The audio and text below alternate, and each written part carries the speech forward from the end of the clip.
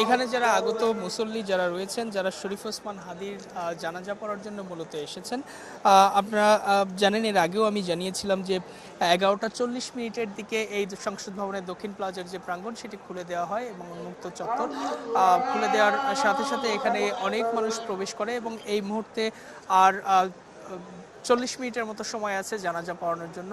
সুতরাং এই সময় যেহেতু জোহরের সময় হয়ে গেছে, জোহরের টাইম, জোহরের নামাজ আদায় করা হচ্ছে। যারা মুসল্লি আছেন তারা জোহরের নামাজ পড়ছেন এবং দেখতে পাচ্ছেন আমার সামনে সংসদ ভবনের দক্ষিণ প্লাজার সামনের যে চত্বরটা, প্রত্যেকটা জায়গা লোকে লোকারণ্য হয়ে গেছে। লোকে লোকারণ্য হওয়ার কারণে আমরা দেখতে পাচ্ছি এই মাইকে ঘোষণা করা হয়েছে এই প্লাজার ঠিক পিছনে, অর্থাৎ সংসদ ভবনে ঢুকে ডান পাশের যে মাঠটি রয়েছে, আহ্বান করা হচ্ছে সেই মাঠেও যাতে তারা অবস্থান নিতে পারে, সেখানেও জানাজার পড়ার সুযোগ রয়েছে।